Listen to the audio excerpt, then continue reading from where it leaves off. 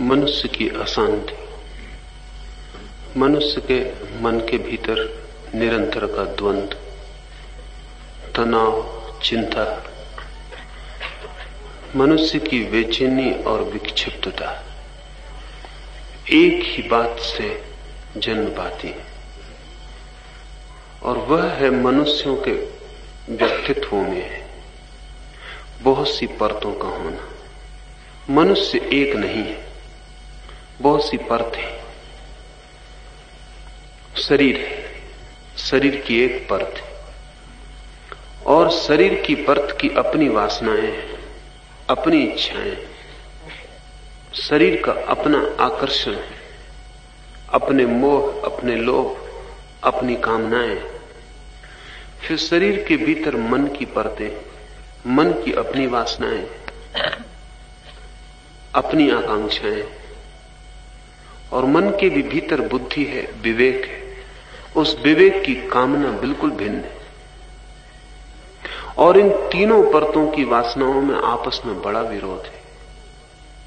शरीर कहता है कुछ करो, मन कहता है कुछ और करो, विवेक सुझाता है कुछ और तब मनुष्य के भीतर एक भीड़ हो जाती, संघर्ष की, एक उपद्रव, एक अराजकता हो जाती। अगर मनुष्य केवल शरीर होता तो कोई अशांति ना होती। अगर मनुष्य अकेला मन होता तो भी कोई अशांति ना होती। अगर मनुष्य केवल आत्मा होता तो भी कोई अशांति ना होती। इसलिए पशु मनुष्य से कम अशांत है, क्योंकि पशुओं के पास शरीर ही है, मन की थोड़ी सी झलक है, और जितनी झलक है उतनी अशांति वहां भी है। पौधे और भी शांत है, वृक्ष और भी शांत है, कोई चिंता नहीं, कोई तनाव नहीं, मन की वहां हल्की सी झलक भी नहीं। मनुष्यों में भी जितना विचारशील व्यक्ति होगा उतना अशांत हो जाए, जितना बुद्धिहीन व्यक्ति होगा उतना कम अशांत होगा। इसलिए जैसे जैसे शिक्षा बढ़ती है, विचार की क्षमता बढ़ती है, बुद्धि तीव्र होती है, वैसे वैसे अशांति बढ़ती है। अमेरिका में पागलों की संख्या सर्वाधिक है। उससे आप प्रसन्न मत होना, उससे आप ये मत सोचना कि हम बड़े सौभाग्यशाली।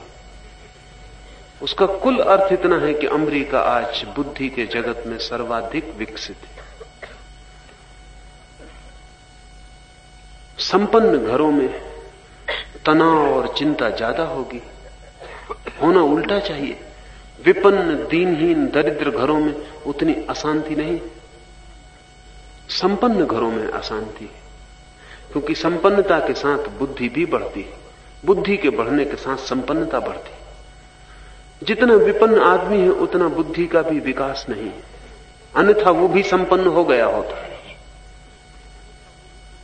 विपन्न आदमी दुखी, दीन, अशांत नहीं है।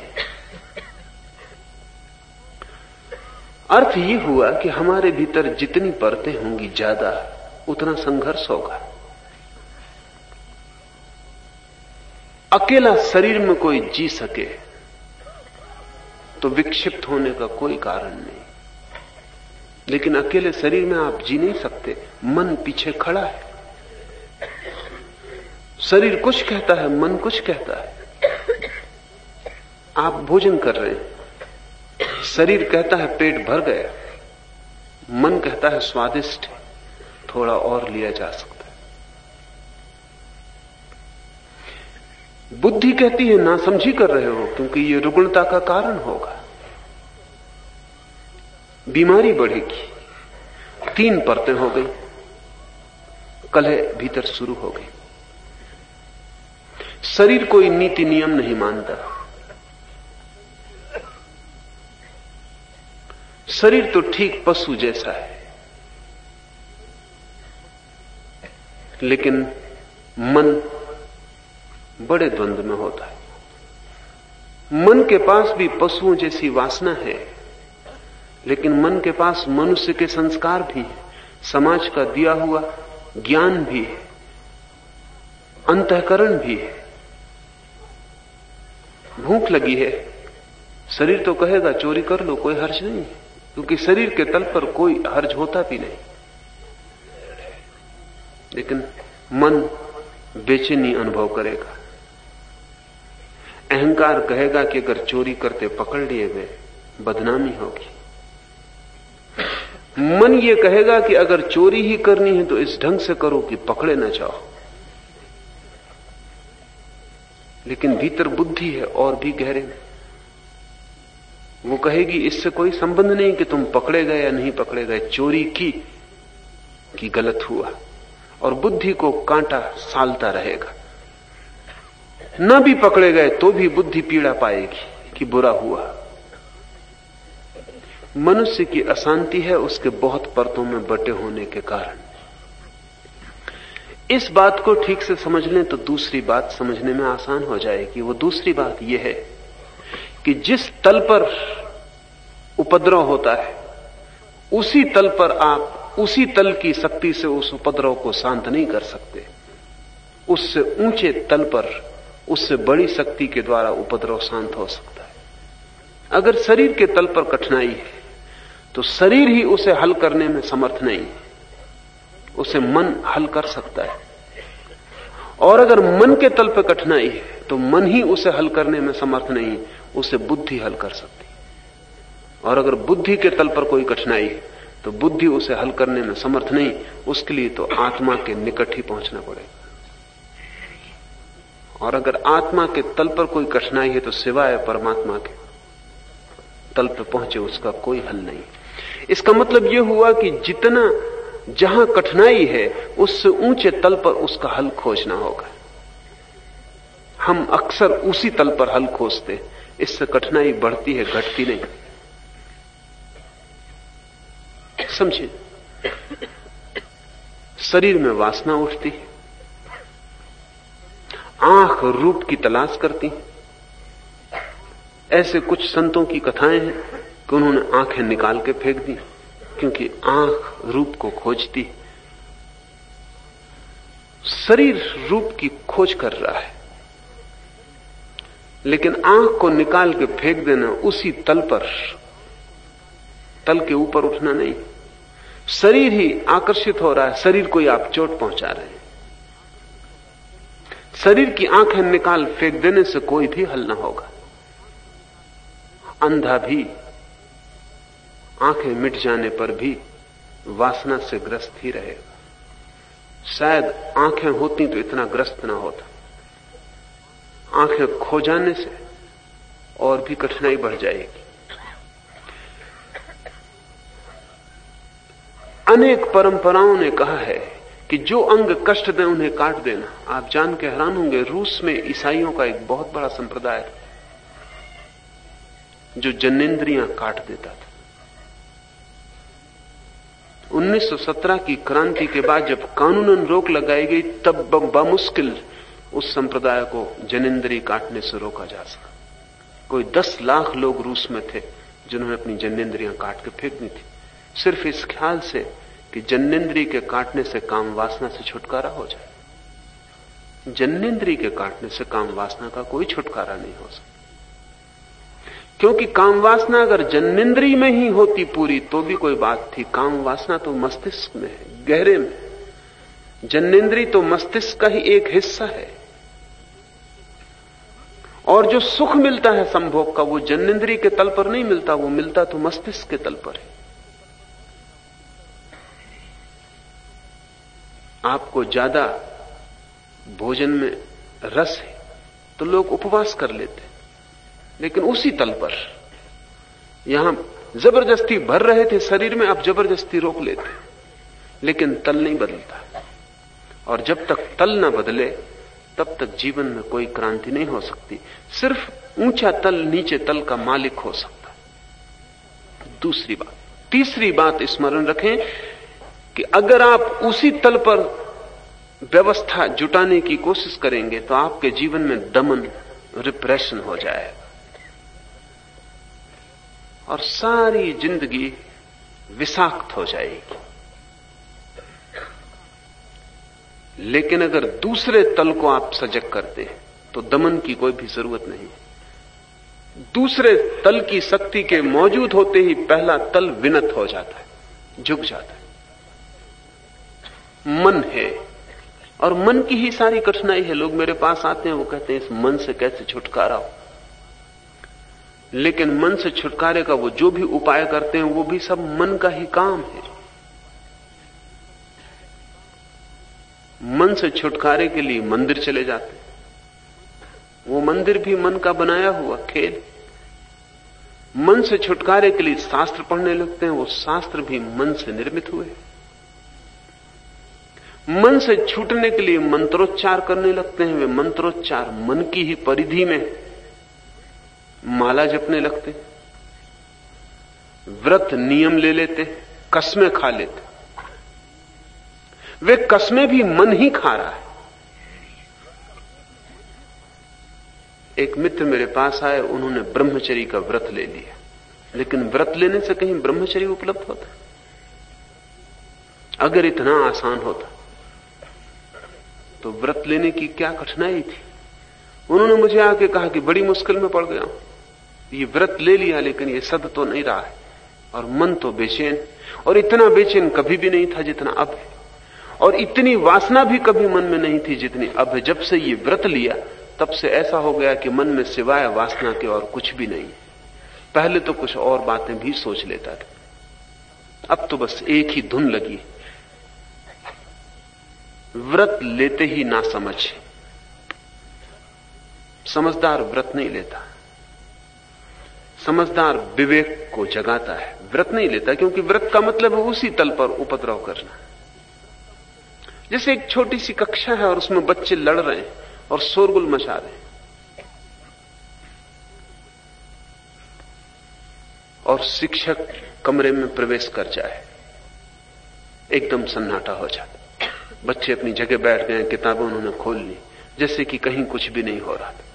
एक दूसरे तल की शक्ति कमरे के भीतर आ गई, उसकी मौजूदगी रूपांतरण है। जैसे ही आप ऊंचे तल की शक्ति को जगा लेते हैं, नीचे तल का संघर्ष, उपद्रव एकदम शांत हो जाता। ये बात बड़ी समझ लेने जैसी है, क्योंकि जहां भी आपके जीवन में अड़चन हो, सीधे उससे लड़ने मत लग जाना, उसके पीछे की शक्ति को जगाने की कोशिश करना। तो जो मुझसे पूछते हैं मन को कैसे शांत करें, उनको मैं कहता हूं मन की फिक्री मत करो, मन को कुछ मत करो, तुम विवेक को जगाओ, तुम होश से भर जाओ। मन के साथ संघर्ष मत करो, क्योंकि संघर्ष करने वाला मन ही होगा। ये जो शांत होने के लिए कह रहा है, ये भी मन है। तो मन से लड़े, दो टुकड़ों में बंट के, तो लड़ाई ऐसी होगी जैसे मेरा दायां हाथ बाएं हाथ से मैं लड़ाने लगा। कोई जीतेगा नहीं, कोई हारेगा नहीं। और मेरी मौज है, जब चाहूं तो बाएं को ऊपर कर लूं, जब चाहूं तो दाएं को ऊपर कर लूं। दोनों मेरे हाथ है और दोनों में मेरी ही शक्ति प्रवाहित है। जीत हार का कोई उपाय नहीं। कभी मैं चाहूं तो बाएं हाथ के साथ अपना तादात्म्य कर लूं कि मैं बायां हाथ हूं, और कभी चाहूं तो दाएं के साथ तादात्म्य कर लूं कि मैं दायां हाथ हूं। तो कभी आप मन के उस हिस्से से राजी हो जाते हैं जो वासना से भरा है, और कभी मन के उस हिस्से से राजी हो जाते हैं जो व्रत, संकल्प, साधना की बातें सोच रहा है। ये बदलता रहता है, घड़ी के पेंडुलम की तरह। एक क्षण ये, दूसरे क्षण वो, क्योंकि दोनों हाथ आपके। संघर्ष के तल के ऊपर, पीछे, गहरे में कोई तत्व खोजना जरूरी जो जाग सके। विवेक बुद्धि का सार है।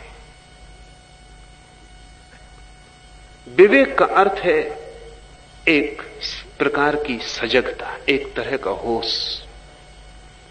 कार्य में, विचार में एक तरह की सावधानी, एक तरह का सतत स्मरण, अवेयरनेस। आप रास्ते पर चल रहे हैं, चलना यांत्रिक है। चलना आपको पता है कैसे चला जाता है, शरीर चलता चला जाता है। आपको कोई होश रखने की जरूरत नहीं कि आप चल रहे हैं, कि पैर उठाया जा रहा है, श्वास ले रहे हैं, श्वास चलती चली जाती है, यांत्रिक है। श्वास के लिए आपको कुछ करने की जरूरत नहीं है, होश बिल्कुल आवश्यक नहीं है, लेकिन आप श्वास पूर्वक भी होश पूर्वक भी श्वास ले सकते हैं। बुद्ध ने अपनी पूरी साधना श्वास और होश के ऊपर आधारित की थी। बुद्ध कहते थे अपने भिक्षुओं को कि तुम अगर होश पूर्वक श्वास लेने लगो तो सब ठीक हो गया। इतनी सरल बात और सब ठीक हो जाए, ये सरल ऊपर से दिखती है, भीतर बहुत जटिल है। और ऊपर सरल दिखती है वैसे जैसे बिजली का बटन दबाएं और हजारों बल्ब जल जाएं। कोई पूछे कि जरा सा ये बटन और इसको दबाने से हजारों बल्ब कैसे जल सकते? बटन तो दिखाई पड़ता है, भीतर तारों का बड़ा जाल है, वो दिखाई नहीं पड़ता, वो छिपा है। होश सरल सी बात है लेकिन अति कठिन। बुद्ध कहते हैं तुम सिर्फ अपनी श्वास को होश पूर्वक लेने छोड़ने लगो, बस क्या हो जाएगा इतने से सब कुछ हो जाता है। क्योंकि भीतर का तत्व जो विवेक है वो जगने लगता है। वो किसी भी प्रक्रिया के द्वारा जगाया जा सकता है। कोई भी प्रक्रिया आप होशपूर्वक करने लगे, आपकी बुद्धि सजग होने लगेगी, और जैसे ही बुद्धि सजग होती है मन शांत होने लगता है, क्योंकि मालिक मौजूद हो गया। नौकर चुपचाप बैठ जाता, आज्ञा की प्रतीक्षा करने लगता।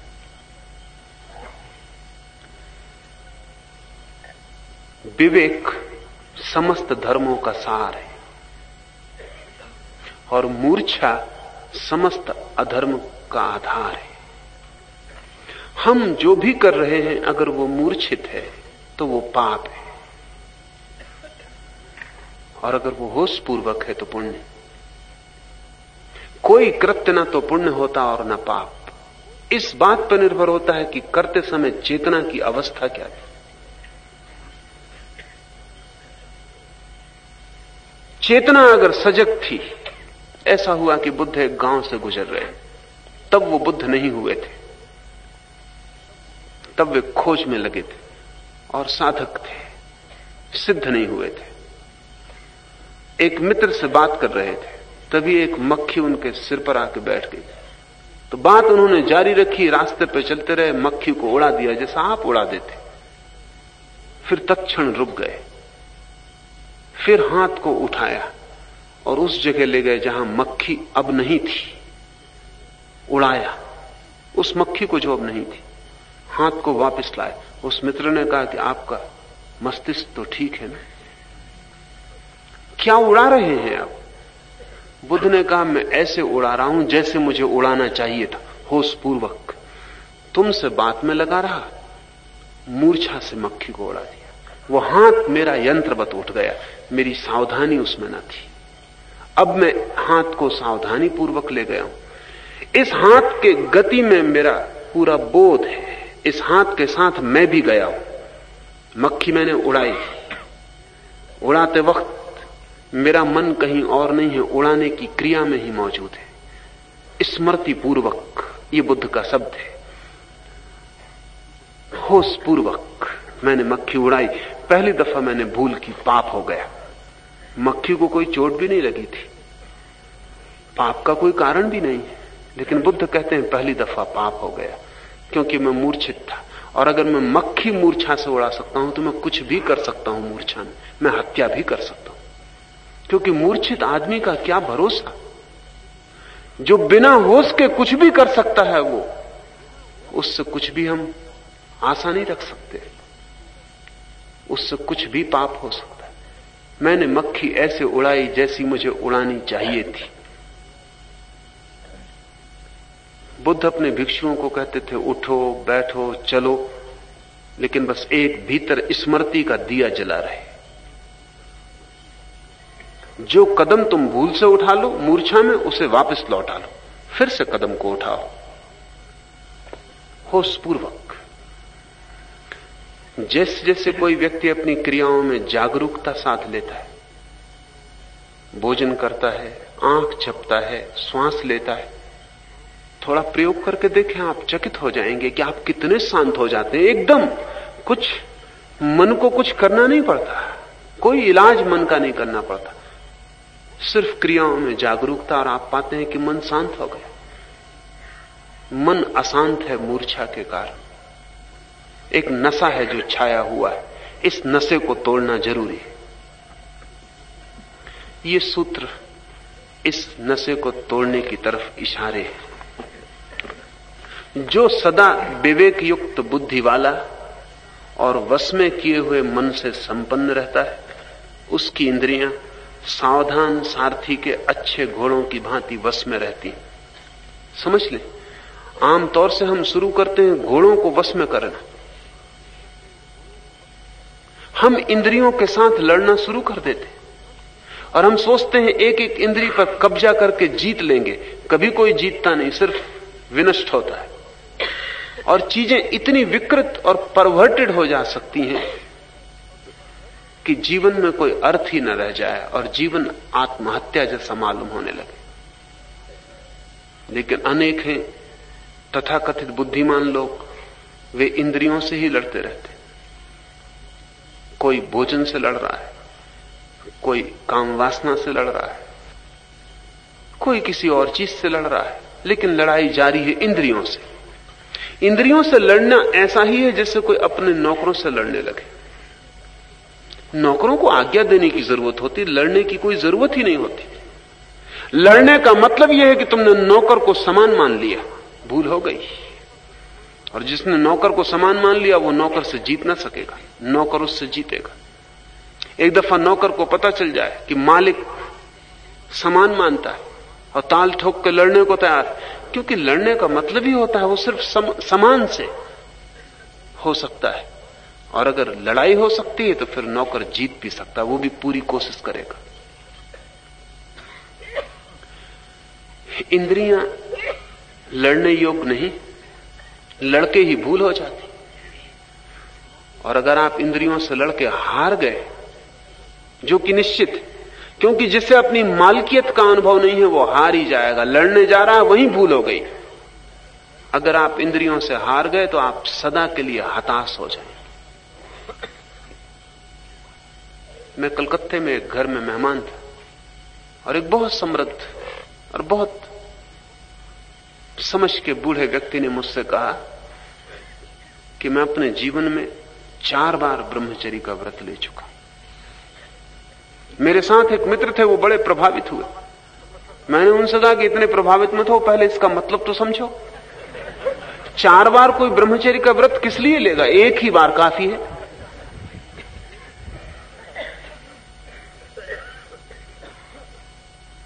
और फिर मैंने कहा कि जिसे 4 बार लेना पड़ा, तुम ये भी तो पूछो कि 5वीं बार क्यों नहीं लिया।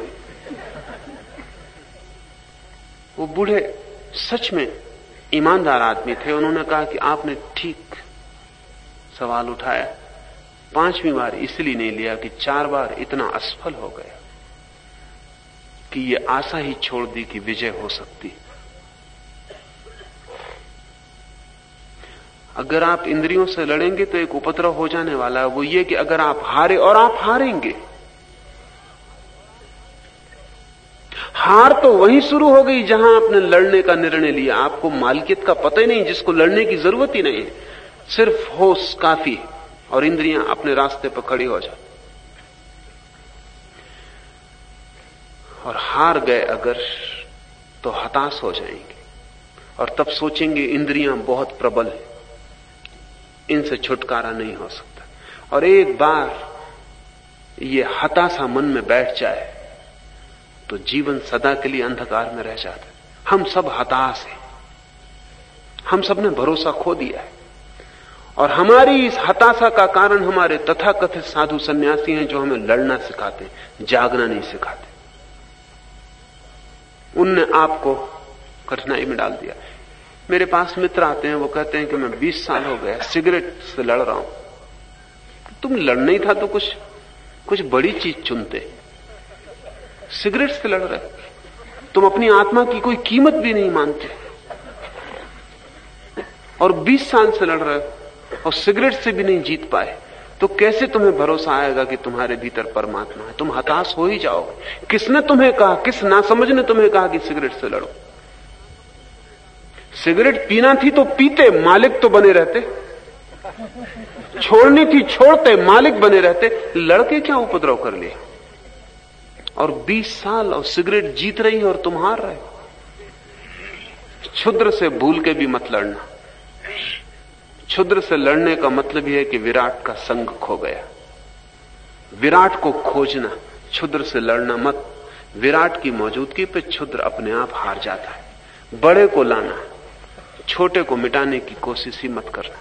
सुनी होगी वो कहानी अकबर की जिसमें उसने एक लकीर खींच दी है दीवार पर और अपने दरबारियों को कहा है कि इसे बिना छुए छोटा कर दो। मुश्किल हो गई।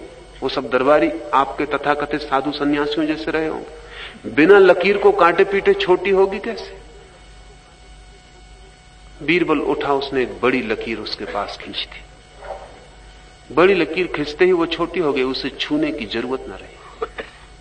उसे काटा भी नहीं, उसे मिटाया भी नहीं। जीवन की कला यही है कि छोटे के सामने बड़े को खड़ा कर दो। छोटे से लड़ने मत जाओ, वो तुम्हें छोटा कर देगा। ध्यान रहे, मित्र तो कोई भी चल जाएगा, शत्रु बहुत सोच समझ के चुनना। जिसने छोटा शत्रु चुन लिया वो छोटा हो जाएगा।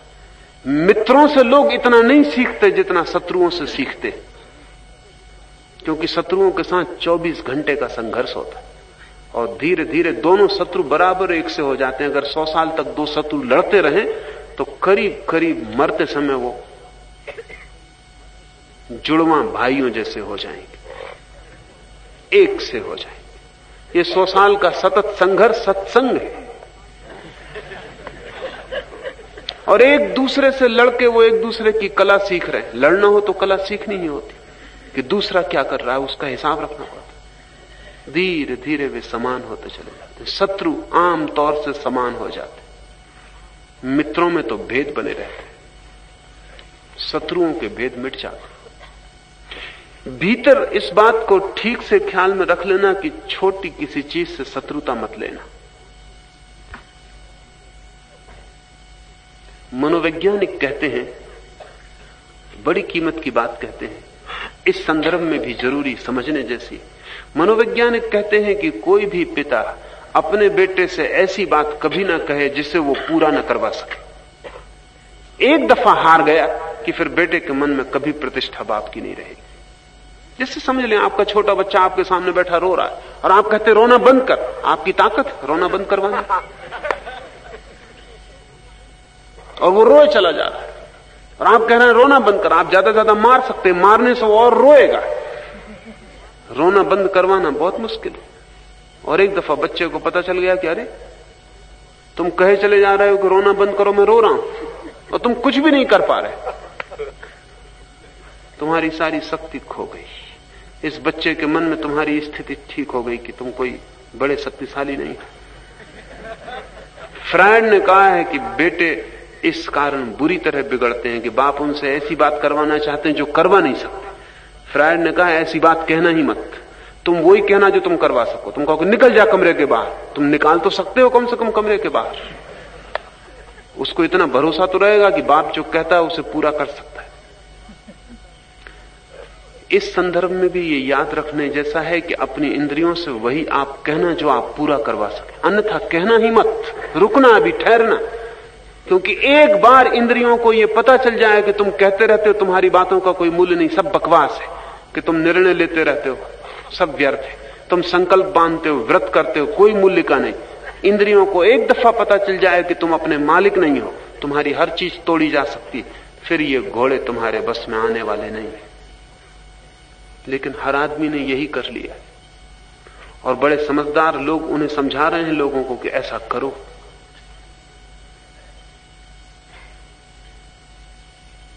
व्रत वही लेना जो पूरा हो सके, लेकिन जो पूरा हो सके उसका आदमी व्रत लेता ही नहीं।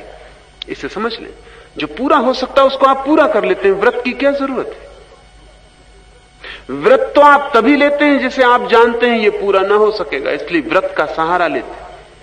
तो कसम खाते हैं कि इसको करके दिखाऊंगा, लेकिन करके किसको दिखाइएगा? और अगर न दिखा पाए तो आप अपनी ही आंखों में गिर जाएंगे। और उस आदमी से ज्यादा दीन कोई भी नहीं है जो अपनी आंखों में गिर जाता। तो मैं कहता हूं शराब पीना हो पीना, सिगरेट पीना हो पीना, जो तुम्हें करना हो करना, लेकिन मालिक रह के लड़ाई मत खड़ी कर देना कि मालकियत टूट जाए।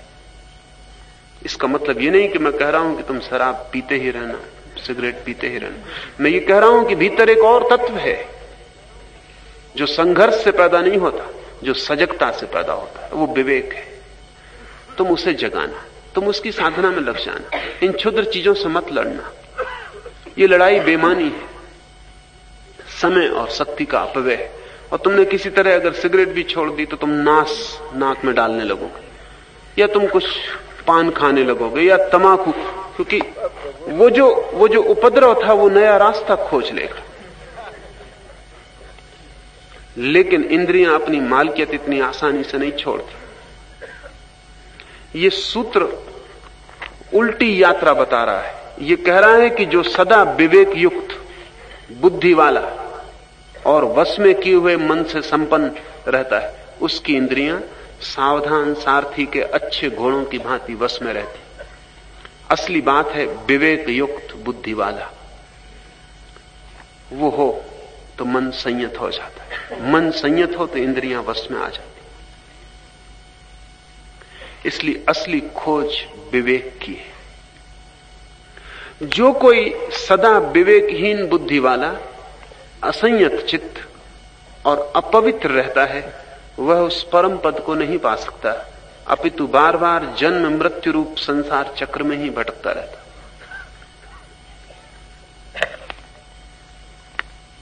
हमारा भटकाव हमारी मूर्छा है, अविवेक है।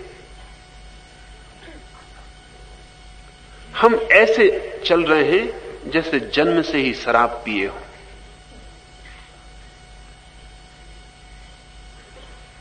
एक आदमी अगर 60 साल जिए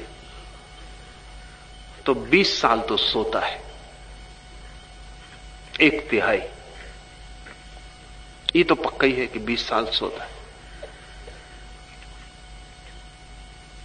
20 साल छोटा वक्त नहीं, जिंदगी का 1/3 हिस्सा है। बाकी जो 40 साल बचते हैं, उन 40 साल में भी ऐसे कुछ ही क्षण हैं जब आदमी सपने नहीं देखता, नहीं तो सपने देखता रहता। बैठे हैं घर में कुर्सी पर, सपना चल रहा है, सोच रहे हैं कि राष्ट्रपति हो गए, कि अचानक घर में धन की वर्षा हो गई। और ऐसा नहीं कि इतने पर रुक जाते हैं, उस धन का क्या उपयोग करें, कैसे उस धन का महल बनाएं, क्या करें क्या ना करें, वो सब शुरू हो जाता है। शेख चिल्ली की कहानियां बच्चों की किताबों में नहीं, हर आदमी के मन में, हर आदमी बनाया चला जाता है। और एक दफा बनाता है ऐसा नहीं, रोज बनाता है। और फिर जरा सा होश आता तब हंसता है कि क्या बात कर रहा हूं, छोड़ो। लेकिन फिर घड़ी 2 घड़ी बाद सिलसिला शुरू हो जाता है स्वप्न का। 20 साल तो गहन निद्रा में, 40 साल सपनों में। उसमें कभी कभी कोई क्षण होते हैं, अगर सब जोड़े जाएं तो गुरजीएफ कहा करता था कि 5 मिनट से ज्यादा नहीं, पूरे 60 साल की जिंदगी में, जब आदमी कभी कभी क्षण भर को होश में आता है। वो होश की झलकें आती हैं और खो जाती हैं। इतने से होश से कोई परमात्मा तक नहीं पहुंच सकता। इतने से होश से तो कहीं पहुंचने का कोई उपाय नहीं। और ये होश भी कब आता है? जब जीवन में कोई अड़चन होती, कोई भय होता, कोई दुर्घटना होती।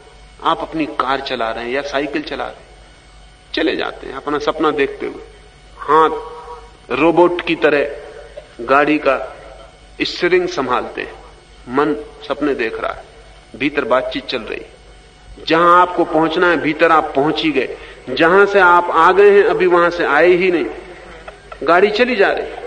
अचानक एक्सीडेंट की हालत हो जाती, सामने एक ट्रक आ गया। 1 सेकंड को होश आता है, मन रुक जाता है, विचार टूट जाते हैं, सपने छिन्न भिन्न हो जाते हैं। 1 सेकंड को। आपने कभी ख्याल किया अगर एक्सीडेंट का कभी आपको क्षण आया हो, एकदम से चोट नाभि पे लगती। नाभि जीवन का मूल है। चोट लगते ही नाभि से एक झलक रोशनी की पूरे चित्त पे फैल जाती।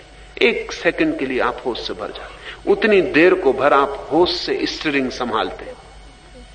ट्रक चला गया, धड़कन थोड़ी देर धड़कती रहेगी, शांत हो जाएगी, श्वास बढ़ गई थी धीमी हो जाएगी, सपना वापस लौट आएगा, आप फिर अपनी दुनिया में खो गए। दुर्घटना के क्षणों में कभी कभी थोड़ा सा होश आता है। पत्नी मर गई, पति मर गया, बेटा मर गया, एक क्षण को सदमा लगता है, नाभि पे चोट पड़ती, एक रोशनी भीतर झलक जाती, एक क्षण को होश आता है कि मौत है, कि जीवन सदा रहने वाला, कि जिनको हमने चाहा है वो विदा हो जाएंगे, कि ये प्रेम के सारे घर ताश के घर है, कि हमने रेत पर महल बनाया पर एक सेकंड को, और वो सेकंड इतना छोटा होता है कि हमें कभी कभी तो उसका पता ही नहीं चलता कि वो कब आया और चला गया। फिर हम छाती पीट कर रोने लगे, दुखी होने लगे, अतीत भविष्य की सोचने लगे, वो क्षण खो गए। ऐसा गुरजीएफ कहता था, अगर आदमी की पूरी 60 साल की जिंदगी में जोड़ा जाए तो मुश्किल से ज्यादा 5 मिनट, और ये भी इकट्ठा नहीं, ये भी इकट्ठा नहीं, ये भी टुकड़ों टुकड़ों में मिलता है। कभी सूरज उग रहा है और उसके सौंदर्य ने आपको झकझोर दिया, कभी एक बगलों की कतार आकाश से गुजर गई, काले बादलों की पृष्ठभूमि में एक क्षण को एक कौंध गई बिजली और आप रुक गए। कभी किसी पक्षी ने एक गीत गाया और उसकी आवाज भीतर की ध्वनि को चोट कर गई और मन रुक गया। ऐसे मुश्किल से थोड़े से क्षण, यही हमारे आनंद के क्षण भी हैं। जागृति का क्षण ही आनंद का क्षण है, सोए हुए क्षण सब दुख के क्षण है। ये जागृति अगर कोई सावधानी पूर्वक उठाना शुरू करे अपने भीतर तो उठ सकती है। आप एक छोटा सा प्रयोग करें, अपने घर सुबह उठाएं, पूजा प्रार्थना से ज्यादा कीमती होगा।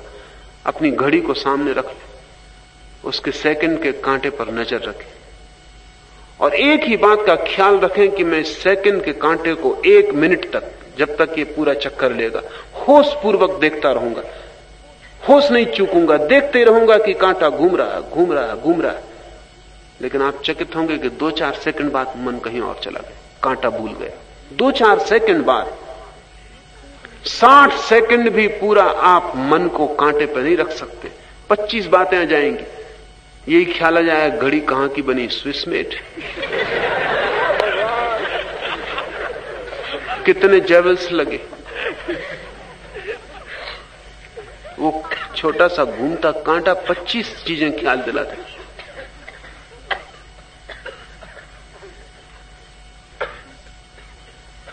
कोशिश करें, अगर आप कोशिश करें तो 3 महीने लगेंगे जब आप पूरे 1 मिनट कांटे पर ध्यान रख सकेंगे। बड़ी उपलब्धि है, छोटी उपलब्धि नहीं। 1 सेकंड का कांटा पूरा चक्कर ले, उस पूरे वर्तुल पर ध्यान 3 महीने लग जाएगा आपको विवेक जगाने में। इतना कठिन है विवेक। लेकिन अगर आप 1 मिनट को भी विवेक को जगा लें, आप दूसरे आदमी हो जाएंगे। वो पुराना आदमी आपको लगेगा ही नहीं कि आपसे संबंधित था, वो कहानी किसी और की मालूम पड़ेगी। वो मर गया, वो जो पीछे था, अब कुछ नए जीवन का अवतरण हुआ है। क्योंकि इस व्यक्ति के जीवन की व्यवस्था बिल्कुल अनूठी और नई होगी। मन इसका मालिक नहीं होगा। जो 1 मिनट भी जाग सकता है, मन उसका गुलाम हो जाता है। जो 1 मिनट जाग सकता है, कोई वासना उसे खींच नहीं सकती, क्योंकि वो जाग के रह सकता है। ये बड़े मजे की बात है कि वासना खींच लेती है आपको, क्योंकि आप बेहोश होते हैं, सोए होते हैं। क्रोध आपको पकड़ नहीं सकता। जब भी कोई चीज आपको पकड़े, आप जाग सकते हैं। इतनी कला आपको आ गई। जो 1 मिनट जाग सकता है, वो किसी भी घड़ी में काम वासना मन को पकड़े, वो जाग सकता है। वो रीढ़ को सीधी कर लेगा, वो एक क्षण को जाग जाए। और अचानक एक अनूठा अनुभव होता है, आपके जागते ही वासना एकदम तिरोहित हो जाती, जैसे थी ही नहीं। बुद्ध ने कहा है कि जिस घर में दिया जलता है उस घर में चोर नहीं झांकते। दिया बुझा है, चोर प्रवेश कर जाते। बुद्ध ने कहा है जिस घर के द्वार पर बैठा हुआ पहरेदार है उस घर की तरफ चोर देखते भी नहीं। जिस द्वार पर पहरेदार सोया हुआ है चोरों के लिए निमंत्रण हो जाता। वासनाएं चोरों की भांति है। आपका पहरेदार जागा हो कि आपके भीतर का दिया जलता हो तो वासनाएं जाग के भी नहीं देखती, और आप सोए हैं और घर्राटे की आवाज आ रही तो वासनाएं आपको घेर लेती। मूर्छा में, अंधकार में, सोए हुए होने में वासनाओं का बल है। जो कोई सदा विवेकहीन बुद्धि वाला, असीय चित्त और अपवित्र रहता है वह उस परम पद को नहीं पा सकता। अपितु बार बार जन्म मृत्यु रूप संसार चक्र में भटकता रहता। मूर्छा ही भटकाती बार बार। ये कई बार ऐसा लगता है कि बार बार जन्म मृत्यु का ये चक्र समझ में नहीं आता, क्योंकि हमें अनुभव में नहीं, ख्याल में नहीं, हमें उसका कोई स्मरण नहीं। इसको छोड़ दें, एक और तरह से इस बात को समझें तो ख्याल में आ जाए। आप कितनी दफे जिंदगी में क्रोध कर चुके और कितनी दफे पश्चाताप कर चुके और कितनी दफे तय कर चुके कि अब क्रोध नहीं करूंगा, लेकिन फिर करते। कितनी बार वासना ने आपको पकड़ा, आप बेहोश हुए, पागल हुए, और कितनी बार पीछे से पछताए और मन ने विषाद अनुभव किया और मन दुखी और पीड़ित हुआ और मन ने सोचा कि अब नहीं, बस बहुत हो गया। लेकिन ये कितनी बार हो चुका है। बार बार एक गाड़ी के चाक की तरह आप घूम रहे। चाक का वही आरा अभी नीचे जाता मालूम पड़ता है, घड़ी भर बाद फिर ऊपर आ जाता। क्रोध का आरा अभी ऊपर नीचे जाता मालूम पड़ता, जब वो नीचे जाता तब आप पश्चाताप कर लेते, फिर वो ऊपर आ जाता, फिर नीचे जाता है, फिर पश्चाताप कर लेते। गाड़ी के चाक के आरों की भांति आपका जीवन एक वर्तुल में घूम रहा है। और इसलिए इस बात को समझने में बहुत कठिनाई नहीं कि यही वर्तुल इस जन्म से शुरू नहीं हो रहा है, इस मृत्यु पर समाप्त नहीं हो रहा है। अभी मनोवैज्ञानिक कहते हैं कि बच्चे के गर्भ में रहते हुए भी उसका व्यक्तित्व होता है भिन्न।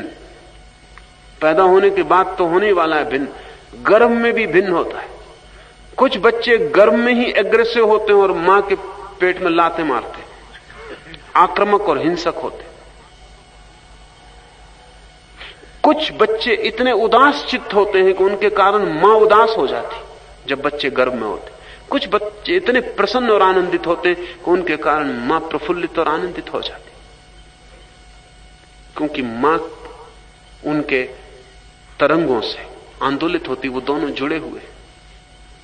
इसलिए अक्सर स्त्रियों का व्यक्तित्व गर्भावस्था में बदल जाता है, क्योंकि एक नया व्यक्ति और एक नई आत्मा संयुक्त हो जाती, उसके भी प्रभाव काम करने लगते। इसलिए गर्भावस्था में स्त्री का व्यक्तित्व भिन्न हो जाता।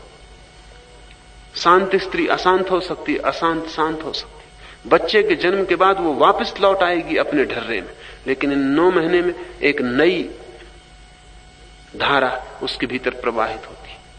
मनोवैज्ञानिक कहते हैं कि पहले ही क्षण से बच्चे का अपना व्यक्तित्व, ये व्यक्तित्व कहां से वो लेके आता होगा, इसके पीछे लंबी कथा होनी चाहिए। कोई बच्चा आज पैदा नहीं हो रहा है, अनंत अनंत जन्मों की यात्रा है, वो उनको लेके पैदा हो रहा है। जब बच्चा मां के पेट में होता है तो हर बच्चे के साथ अलग स्वप्न मां को आते हैं। इसलिए जैनों ने और बौद्धों ने तो पूरा स्वप्न विज्ञान निर्मित किया था कि जब तीर्थंकर पैदा होता है तो मां को कैसे स्वप्न आएंगे। उन स्वप्नों से पता चल जाएगा कि होने वाला बेटा तीर्थंकर है या बुद्ध पुरुष है। तीर्थंकरों और अनेक बुद्ध पुरुषों की मां को जो अनुभव हुए थे, जो स्वप्न आए थे, उनको संग्रहित किया गया और उनको छांट के एक पूरा विज्ञान बना लिया गया कि जब भी किसी स्त्री को गर्भ की अवस्था में ये स्वप्न आ जाएं तो समझना कि एक इस तरह की आत्मा भीतर प्रवेश कर गई, उसके प्रभाव से ऐसे स्वप्न आने शुरू होते। ये जो व्यक्तित्व है, ये कोई समाज, संस्कार, व्यवस्था से पैदा नहीं होता। ये व्यक्ति अपने साथ लेकर आता है। आपका मन बड़ा प्राचीन है, अनंत अनंत अनुभव उसके पास संग्रहित है, बीज की तरह अति सूक्ष्म। उन सूक्ष्म अनुभवों का ये जो जोड़ है, ये कोई आज ही एक चाक की तरह नहीं घूम रहा है, ये घूमता ही रहा है। इसलिए हमने संसार को एक चक्र कहा है, एक व्हील। ये सूत्र कहता है कि जो संयत चित्त नहीं, विवेक जिसका जागरूक नहीं, जो निर्दोष और पवित्र नहीं, वो बार बार लौटकर जन्म और मृत्यु के चक्र में घूमता रहता है। परंतु जो सदा विवेकशील बुद्धि से युक्त, संयत चित्त और पवित्र है, वह उस परम पद को प्राप्त कर लेता है जहां से लौटकर पुनः जन्म नहीं होता। ये परम पद की धारणा भारत के मन को बड़े प्राचीन समय से पकड़े हुए है। कैसे इस चक्र के बाहर होना हो। मुक्ति बड़ी अनूठी धारणा है और भारत की अपनी। मोक्ष भारत की अपनी धारणा है और करोड़ों करोड़ों बुद्ध पुरुषों के अनुभव का सार है कि कैसे इस चक्र के बाहर छलांग लगाई जाए, कैसे कोई इस चक्र के बाहर हो जाए। और जब तक इस चक्र से कोई बंधा है तब तक कोई दुख से छुटकारा नहीं हो सकता, क्योंकि जो छूट गया वो फिर आ जाएगा, जो लगता है गया हुआ वो फिर लौट आएगा। और हम बिल्कुल बंधे हैं और हमारे हाथ में कुछ भी नहीं है। इस बंधन के बीच एक ही धागा है जो स्वतंत्रता की तरफ ले जा सकता है, वो धागा विवेक का है। एक आदमी कारागृह में बंद है और सोया हुआ है। क्या सोया हुआ आदमी कारागृह से किसी भी तरह बाहर निकल सकता है? सोए हुए आदमी को पहले तो पता ही नहीं चलता कि वो कारागृह में, और सोए हुए आदमी को अगर स्वप्न में पता भी चल जाए कि वो कारागृह में है तो भी वो निकलने के लिए क्या करेगा? उसकी आंखें बंद हैं और वो सोया हुआ पड़ा है, वो बेहोश है। और अगर वो स्वप्न में कुछ चेष्टा भी करे तो वो चेष्टा व्यर्थ होगी, क्योंकि वो स्वप्न में होगी, सत्य से उसका कोई संबंध ना होगा। कारागृह से निकलने के लिए पहली शर्त है कि सोया हुआ कैदी जाग जाए। जाग जाए तो फिर कुछ हो सकता है। गुरजीएफ, जिसने पश्चिम में इस सदी में जागरूकता पर बड़े गहन प्रयोग किए, ठीक महावीर और बुद्ध जैसे गहन प्रयोग इस सदी में करने वाला व्यक्ति गुरजीएफ था। गुरजीएफ कहता था कि आदमी इतना सोया हुआ है कि अकेले आदमी पर भरोसा ही नहीं किया जा सकता कि वो जाग सकता है। इसलिए गुरजीएफ कहता था स्कूल वर्क इज नीडेड। अकेले आदमी से नहीं होगा ये, इसके लिए एक समूह की जरूरत है। जैसे समझें कि एक रात अंधेरी है, चोरों का डर है, जंगली जानवरों का भय है, और आप 10 आदमी एक जंगल में रुके।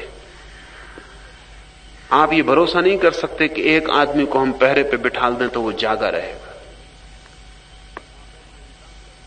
तो आप ऐसा इंतजाम करते हैं कि एक आदमी 2 घंटे जागे, फिर वो दूसरे को जगाए, वो 2 घंटे जागे, फिर वो तीसरे को जगाए, वो 2 घंटे जागे। एक आदमी जागता रहे और दूसरा उसको देखता रहे कि वो जाग रहा है कि नहीं, सो तो नहीं रहा है। वो झपकी खाए तो दूसरा उसको जगाए, कि दूसरे के पीछे तीसरा लगा रहे और ध्यान रखे कि वो झपकी तो नहीं खा रहा, पहले पे उसकी नजर तो नहीं चूक गई। इसको गुरजीएफ कहता था स्कूल वर्क, इसको वो कहता था एक समूह। इसलिए गुरजीएफ ने पश्चिम में छोटे छोटे स्कूल निर्मित किए थे, जिनमें वो थोड़े से लोगों को साथ लेके कोशिश करता था कि वो एक दूसरे को जगाने की कोशिश करते रहे, कोई सो न जाए। बड़े सालों की मेहनत के बाद यह हालत पैदा हो पाती कि लोग जागना सीखते हैं। कारागृह में सोया हुआ आदमी तो सोच ही नहीं सकता कारागृह से कैसे निकलना। जागरण पहली बात है। और सोए हुए आदमी को जागने के 2 ही उपाय हैं। या तो कोई जागा हुआ उसे जगाए, यही गुरु का अर्थ है।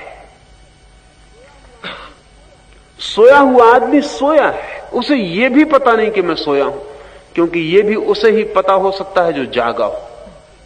सोने का पता भी तो जागने में चलता है। आप जब सुबह जागते हैं तब आपको पता चलता है कि रात सोए, बड़े मजे से सोए। ये तो नींद में पता नहीं चलता। ये तो जागने का अनुभव है कि रात सोए, मजे से सोए, ठीक से सोए, नींद अच्छी आई। ये नींद का अनुभव नहीं। सोए हुए आदमी को पता ही नहीं कि वो सो रहा है।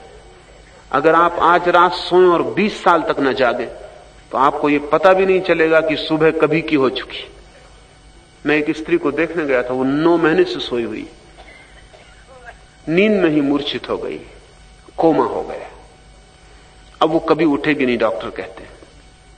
3 साल तक पड़ी रह सकती है इसी नींद में। उस स्त्री को पता भी नहीं होगा कि सुबह हो चुकी बहुत दिन पहले, 9 महीने पहले। वो अभी भी सो रही, उसे पता होगा? पता ही नहीं होगा, उसे यही पता होगा कि सो रही। अभी वो अगर जागे तो अगर वो शुक्रवार की रात सोई होगी तो जागती से वो पूछेगी क्या शनिवार हो गए? सुबह का उसे ख्याल आएगा और वो कहेगी कि रात बड़ी गहरी नींद आई। उसे ये ख्याल भी नहीं आ सकता कि 9 महीने, वो तो जागे हुए लोगों का ख्याल है। गुरु का अर्थ इतना ही है कि सोए हुए आदमी को कोई जगा सकता है जो जागा हुआ हो, लेकिन बड़ा खतरा है। गुरु का काम थोड़ा खतरनाक है, क्योंकि किसी सोए आदमी को जगाना, नाराज करना है उसको। उसकी नींद तोड़ रहे हो, वो मजे से सपना ले रहा है, वो विश्राम कर रहा है, तुम नाहक उसको परेशान कर रहे हो।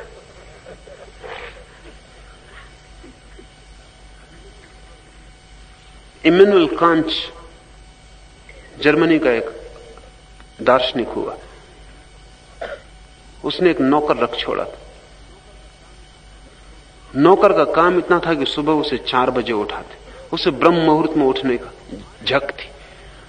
और आदमी वो ऐसा था कि जो उसे उठाए उससे वो लड़ाई झगड़ा करता है। तो नौकर इसलिए रख छोड़ा क्योंकि न उसकी परिवार का कोई उठाने को राजी था, क्योंकि वो गाली बकता, गलौज करता, कभी मारता भी। सुबह उसकी 4 बजे जो भी नींद तोड़ता, लेकिन ब्रह्म मुहूर्त में उठने की उसको झक भी थी। तो नौकर ही रख छोड़ा था। उसका काम ही ये था कि मारपीट भी हो जाए तो कोई फिक्र नहीं, उठा के ही रहेगा। वो उसकी आज्ञा ही थी कि चाहे मैं मारूं तो तुझे भी मारना पड़े तो मारना, लेकिन 4 बजे उठाना है। गुरु का काम उपद्रव का है, इसलिए गुरुओं पर लोग नाराज हो जाते। जीसस को हम सूली पे लगा देते हैं। वो गुस्सा है सोए हुए लोगों का कि हमारी नींद खराब कर रहा। ऑस्पेंस्की ने अपनी एक किताब अपने गुरु गुरजीएफ को डेडिकेट की है, समर्पित की है। तो उसमें लिखा है गुरजीएफ को, जिसने मेरी नींद तोड़ी, मगर जब तोड़ी थी तब बड़ी पीड़ा का काम था, बड़ा कष्ट का काम था। तो गुरु शिष्य के बीच एक संघर्ष है, क्योंकि शिष्य सोना चाहता है। असल में वो आया इसलिए कि तुम ऐसी तरकीब बताओ कि वो अच्छी तरह सो सके। वो आया भी नहीं कि जागे, वो कहता शांति से सो सकूं, ऐसा कुछ रास्ता। गुरु और शिष्य के प्रयोजन अलग है। शिष्य चाहता है किसी तरह शांति से सो सके, अच्छी गहरी नींद रहे। वो इसी प्रयोजन से आता है, शांति की तलाश में आते हैं। सत्य की तलाश में तो शायद ही कोई आता है। मुझसे कोई नहीं पूछने आता कि सत्य कैसे मिले। जो भी आता है वो कहता शांति कैसे मिले। वो नींद की खोज कर रहा है, वो कोई ट्रैंक्विलाइजर खोज रहा है, कोई जो सम्मोहित कर दे और मजे से सो जाए। गुरु का प्रयोजन दूसरा है।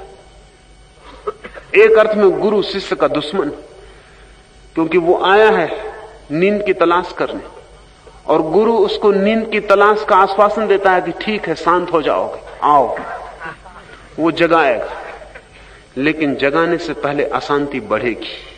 शांति तो बहुत बाद में आएगी। जागने से पहले अशांति बढ़ेगी, क्योंकि नींद में जिनका कुछ भी पता नहीं था वो सब उपद्रव पता चलना शुरू हो जाएंगे। जैसे ही कोई व्यक्ति ध्यान करता है वैसे उसकी अशांति बढ़नी शुरू होती, क्योंकि जो चीजें उसे कल दिखाई नहीं पड़ती थी वो अब दिखाई पड़ती। कोई अशांति बढ़ती नहीं, अशांति सदा थी लेकिन होश ही नहीं था। अब जहां जहां कांटे लगे वो सब चुभते, वो सदा से चुभ रहे थे, लेकिन बेहोशी में पता नहीं चलता था। अब सारी मुसीबतें मालूम होने लगती। साधक का जीवन पहले बड़ी अशांति से गुजरता है, वही तपश्चर्या है। उससे जो गुजर जाता है वो शांति को उपलब्ध होता है। लेकिन गुरु की आकांक्षा शांति के लिए नहीं, गुरु की आकांक्षा सत्य के लिए, परम सत्य के लिए। परम सत्य की छाया है शांति। जिसे परम सत्य मिलता है वो शांत तो हो ही जाता है। लेकिन इस सारी यात्रा का मूल सूत्र है विवेक, और जो विवेक को उपलब्ध है वो परम पद को पा जाता है और उस जगह पहुंच जाता है जहां से कोई लौटना नहीं। जो कोई मनुष्य विवेकशील बुद्धि रूप सारथी से संपन्न और मन रूप लगाम को वश में रखने वाला है, वह संसार मार्ग के पार पहुंचकर सर्वव्यापी पर ब्रह्म पुरुषोत्तम भगवान के उस सुप्रसिद्ध परम पद को प्राप्त हो जाता है। ये थोड़ा समझ लेने जैसा है, क्योंकि लोगों को इस संबंध में बड़ी भ्रांतियां हैं। आमतौर से लोग समझते रहते हैं कि भगवान कोई व्यक्ति है जिससे हमारा मिलन होगा, जिसका हम साक्षात्कार करेंगे। ये बिल्कुल ही असत्य है। भगवान कोई व्यक्ति नहीं है जिससे आपकी मुलाकात होगी और आप कोई इंटरव्यू लेंगे। भगवान एक अवस्था है। जैसे ही आप उस अवस्था के करीब पहुंचेंगे आप भगवान होते जाएंगे। जिस दिन आप उस अवस्था में पूरे डूब जाएंगे आप भगवान हो जाएंगे। वहां कोई बचेगा नहीं जिससे आप मुलाकात लेंगे, आप ही हो जाएंगे। भगवान के दर्शन का अर्थ भगवान हो जाना, क्योंकि भगवान एक पद है, वो एक अवस्था है, वो चेतना की आखिरी ऊंचाई है, वो आपके भीतर ही छिपे हुए बीज का आखिरी रूप से खिल जाना, वो जो छिपा है उसका प्रकट हो जाना। तो भगवत्ता एक अवस्था है। इसलिए अच्छा है, भगवान शब्द से भी ज्यादा अच्छा शब्द है भगवत्ता, क्योंकि उससे अवस्था का पता चलता है, न कि व्यक्ति का। दिव्यता, गॉडलीनेस बजाय गॉड, ईश्वर कहने की बजाय, भगवान कहने की बजाय, ब्रह्म कहने की बजाय भगवत्ता, ब्रह्म पद। लेकिन आदमी की कठिनाई है, क्योंकि आदमी की जो भाषा है वो सभी चीजों को प्रतीक में, संकेत में बदल लेती। हम सभी चीजों को बदल लेते हैं। अभी भारत में आजादी की लड़ाई चलती थी तो घर घर में फोटोएं टंगी थी भारत माता की, वो कहीं है नहीं, लेकिन फोटोएं टंगी थी। माता के पैरों में जंजीरें पड़ी, हाथ में तिरंगा झंडा है, भारत माता। और भारत माता की जय बोलते बोलते अनेक भूल गए होंगे भारत माता जैसा कोई कहीं कुछ है नहीं।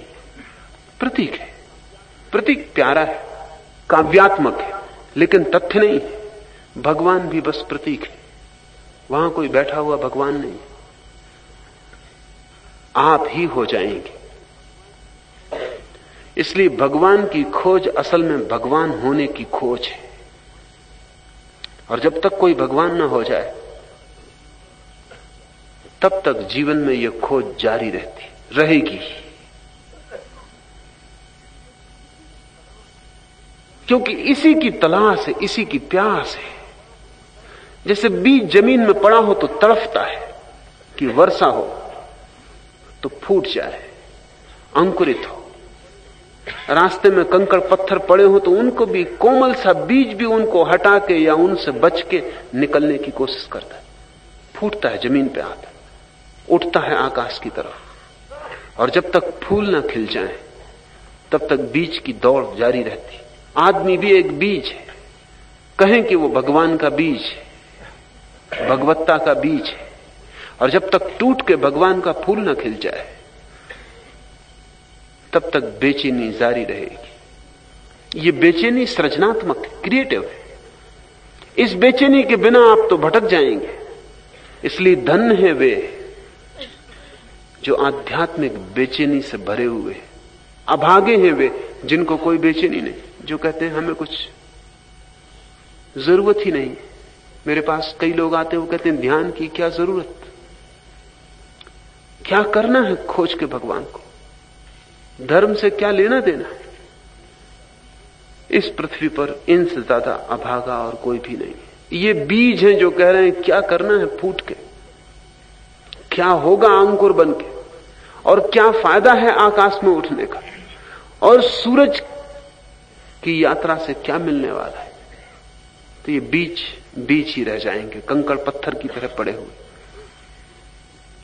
दुखी होंगे, दुखी हैं, लेकिन उनकी समझ में नहीं आ रहा कि दुख क्या है। मेरी दृष्टि में एक ही दुख है जीवन का, आप जो होने को पैदा हुए हैं अगर न हो पाए तो आप दुखी होंगे। और एक ही आनंद है जीवन का कि आप जो होने को पैदा हुए हैं हो गए, नियति पूरी हो गई। वो जो छिपा था अनछिपा हो गया, प्रकट हो गया। और जब तक आप वही ना हो जाएं जो होने की आपकी क्षमता है, और वो क्षमता भगवान होने की, तब तक जीवन से पीड़ा संताप का अंत नहीं। और ये सौभाग्य की बात है कि अंत नहीं, क्योंकि अगर अंत हो जाए तो आप वहीं बैठ के रह जाएंगे जहां आप हैं। वो पीड़ा ही आपको धकाए चली जाती है, दुख ही आपको धकाए चला जाता है, अशांति ही आपको धक्का देती है। अशांति पीड़ा पतवार की तरह है, वही आपकी नाव को ले जाती है उस किनारे की तरफ।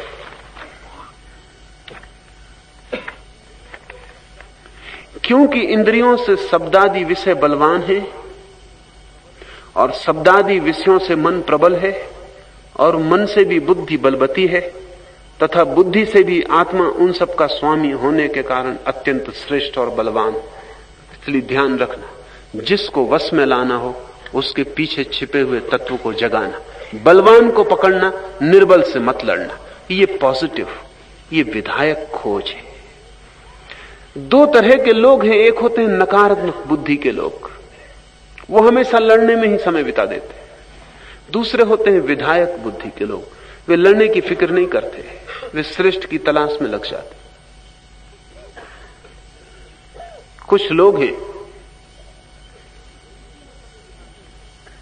जो इसी में समय बिता देंगे कि जो व्यर्थ है, जो गलत है, उसको कैसे जीता जाए।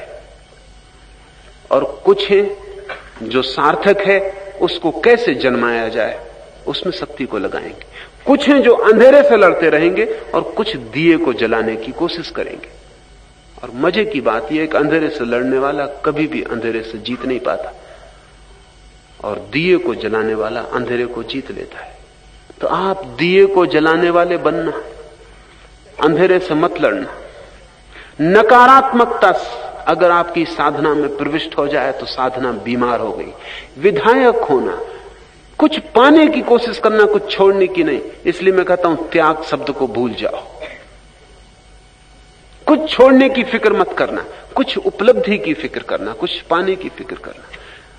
और जैसे जैसे तुम पाओगे वैसे वैसे तुम पाओगे बहुत सा छूटता चला जाता है। जैसे ही तुम सीढ़ी पर, ऊंची सीढ़ी पर पैर रखोगे, नीची सीढ़ी से पैर अपने आप हट जाए। तुम नीची सीढ़ी को छोड़ने की कोशिश मत करना, तुम ऊंची सीढ़ी पर पैर रखने की कोशिश करना। तुम आगे बढ़ना, पीछे से तुम्हारी मुक्ति होती चली जाएगी। जैसे जैसे व्यक्ति भगवान में प्रविष्ट होता है या भगवान होने में लीन होता है, वैसे वैसे संसार छूटता चला जाता है। मेरे देखे ज्ञानियों ने कुछ भी नहीं छोड़ा है, सिर्फ अज्ञानी छोड़ते। ये थोड़ा जटिल मालूम पड़ेगा, क्योंकि हम कहते हैं महावीर महात्यागी है, बुद्ध महात्यागी है। मेरे लिखे नहीं, मेरे लिखे महावीर कुछ भी छोड़ते नहीं, कुछ पाते, और इतना पा लेते हैं कि उसमें कचरा छूट ही जाता। अब जिसको हीरे मिल जाए वो कंकड़ पत्थर हाथ में लिए बैठा रहेगा। हीरे के लिए जगह बनानी पड़ेगी, कंकड़ पत्थर छोड़ देने पड़ेंगे। अज्ञानी छोड़ते और कष्ट पाते, भोग के भी कष्ट पाते हैं, त्याग के भी कष्ट पाते हैं। मैं दोनों तरह के अज्ञानियों को जानता हूं। भोगते हैं तब भी कष्ट पाते हैं, भोग भी नहीं सकते ठीक से, छोड़ देते हैं फिर त्याग के कष्ट पाते हैं। एक सन्यासी ने मुझे आके कहा कि 40 साल हो गए छोड़े हुए, अभी तक कुछ मिला नहीं। तुम पागल, छोड़े किस लिए? पहले पा लेते फिर छोड़ते तो 40 साल की पीड़ा तो बचती। कुछ मिला नहीं, छोड़े 40 साल हो गए। असल में जब तक मिले नहीं तब तक छोड़ने से एक रिक्तता पैदा होगी, और वो रिक्तता बहुत दुख देगी, नारकी हो जाएगी। इसलिए मेरी समझ में तो ग्रस्तों से भी ज्यादा दुख तथाकथित साधु भोगते। ग्रस्त को कम से कम कुछ तो भरोसा है कि संसार है, साधु को वो भी भरोसा नहीं, संसार भी छूट गया, परमात्मा दिखाई नहीं पड़ता, मोक्ष समझ में नहीं आता, संसार छूट गया। जो हाथ में था वो गया और आया कुछ भी नहीं, खाली मुट्ठी। मगर वो मुट्ठी को बांधे रखता ताकि लोगों को ऐसा ना लगे, किसी को पता ना चले कि कुछ भी इसके पास नहीं। इसलिए आत्मज्ञान की, ब्रह्म ज्ञान की बातें करता रहता, पर वो बातें सब दूसरों के लिए। वो अपने को धोखा दे रहा है, वो दूसरों से चर्चा कर करके अपने से बात कर रहा है, अपने को समझा रहा है, परसुएट कर रहा है कि नहीं कुछ मिल गया है। जब तक मिले नहीं तब तक छोड़ना मत। तब तक कंकड़ पत्थर भी ठीक है, कम से कम मुट्ठी तो बंधी रहती, और ऐसा तो रहता है कि कुछ अपने पास है। और फिर जल्दी क्या है कंकड़ पत्थर छोड़ने की? जब हीरा मिलने लगे कंकड़ पत्थर गिर जाएंगे, छोड़ने भी नहीं पड़ेंगे, आपको याद भी ना आएगा कब हाथ से कंकड़ पत्थर छूट गए और हीरे पे मुट्ठी बन गई। पॉजिटिव, विधायक होने की दृष्टि सदा बनाए रखनी चाहिए। वही प्रयोजन है यम का। श्रेष्ठ और बलवान कौन है भीतर, उसको जगाएं। उस जीवात्मा से भी बलवती है भगवान की अव्यक्त माया शक्ति। अव्यक्त माया से भी श्रेष्ठ है परम पुरुष स्वयं परमेश्वर। परम पुरुष भगवान से श्रेष्ठ और बलवान कुछ भी नहीं। वही सबकी परम अवधि और वही सबकी परम गति। इसलिए साधना की जो आत्यंतिक व्यवस्था है वो है परमात्मा के प्रति समर्पण। उसका मतलब ये नहीं होता कि कोई परमात्मा है कहीं आकाश में जिसके चरणों में आपने सिर रख दिया। परमात्मा के प्रति समर्पण का अर्थ होता है कि आपके भीतर जो श्रेष्ठतम और आत्यंतिक शक्ति है उसके प्रति आपने अपने को समर्पित कर दिया। और अगर ये समर्पण पूरा हो जाए तो एक क्षण में भी संयम, साधना सब पूरी हो जाती। पुराने शास्त्रों ने कहा है गुरु के प्रति समर्पण सिर्फ इस अर्थ में कि जिस परमात्मा की तुम्हें भीतर कोई खबर नहीं, जिसे तुम अपने भीतर खोजने में असफल हो रहे हो, जिसकी झलक तुम अपने भीतर नहीं उपलब्ध कर पा रहे क्योंकि बड़ी परतें हैं अंधेरे की, बड़ी दीवारें, वो किसी दूसरे व्यक्ति में पारदर्शी हो गया है, ट्रांसपेरेंट हो गया है। उस ट्रांसपेरेंसी में, उस पारदर्शिता में तुम्हें परमात्मा दिखाई पड़ रहा है। महावीर के पास जिनको परमात्मा दिखाई पड़ा, बुद्ध के पास, नानक के पास, जीसस के पास, मोहम्मद के पास जिनको उनकी पारदर्शिता में भीतर का तत्व जगमगाता हुआ दिखाई पड़ा, वे समर्पित हो गए। वो समर्पण पहले तो मोहम्मद या महावीर के प्रति था, लेकिन वो जो भीतर का तत्व है वो तो एक ही है, वो मोहम्मद का और आपका अलग थोड़ी है। समर्पित होते ही उस झलक के प्रति अपनी झलक की शुरुआत हो जाती। जैसे दूसरे के सहारे अपना दिया जल गया, जैसे दूसरे की मौजूदगी में दूसरा एक कैटालिटिक एजेंट हो गया। गुरु कैटालिटिक एजेंट है, और जब तक खुद का भीतर का गुरु ना जग जाए तब तक बड़ा सहयोगी है। परमात्मा के प्रति समर्पण का अर्थ है अपनी श्रेष्ठतम संभावना के प्रति समर्पण, अपने अंतिम भविष्य के प्रति समर्पण, अपनी नियति की अंतिम अवस्था के प्रति समर्पण। एक मित्र आज मेरे पास आए थे, पूछने लगे कि आत्मा तक तो ठीक है लेकिन परमात्मा भी कोई है? जैन है इसलिए थोड़ी अड़चन, क्योंकि जैन कोई परमात्मा को नहीं मानते। आत्मा तक तो ठीक है लेकिन कोई परमात्मा भी है क्या? लेकिन आत्मा का भी पता कहां है? वो भी पढ़ा है, सुना है, वो भी संप्रदाय में जिसमें पैदा हुए हैं उसकी खबर है। अगर आत्मा की ही खबर हो जाए तो परमात्मा से मिलन हो ही जाता तत्क्षण। महावीर ने कहा है आत्मा ही परमात्मा है। लेकिन आत्मा की कुछ 3 हालतें हैं। महावीर का विश्लेषण बहुत साफ है। महावीर ने कहा एक आत्मा की हालत है बहिर आत्मा, बाहर की तरफ देखती हुई आत्मा, और एक आत्मा की हालत है अंतरात्मा, भीतर की तरफ देखती आत्मा, और एक आत्मा की हालत है परमात्मा, न बाहर न भीतर, कहीं भी न देखती हुई, अपने में ठहरी हुई। तो परमात्मा को महावीर आत्मा की अवस्था कहते। यम भी वही कह रहा है, वो भी नहीं कह रहा है कि कोई परमात्मा कहीं बाहर बैठा हुआ है, वो भी यही कह रहा है कि जीवात्मा से भी बलवती है भगवान की अव्यक्त माया शक्ति। अव्यक्त माया से भी श्रेष्ठ है परम पुरुष स्वयं परमेश्वर। परम पुरुष भगवान से श्रेष्ठ और बलवान कुछ भी नहीं। वही सबकी परम अवधि और वही सबकी परम गति, वही सबको पहुंच जाना है। वही सागर है जहां सभी गंगाएं गिरेंगी। वो सागर कितना ही दूर मालूम पड़ता हो, दूर नहीं, और कितनी ही देरी लगती हो गंगा के पहुंचने में, देरी नहीं है। गंगा हर क्षण सागर के प्रति गिर रही है, गिरती जा रही। गंगोत्री से गिरना शुरू करती, ध्यान तो सागर पर ही लगा है, गिरती चली जाती। और वो परम गति है सागर में। जब गंगा गिर जाती तो सागर अलग और गंगा अलग नहीं, गंगा सागर हो जाती। व्यक्ति की परम अंतिम अवस्था है परमेश्वर। वो सागर है जहां सभी नदियां गिर जाती। अब ध्यान के लिए तैयार हूं। Now get ready for the meditation.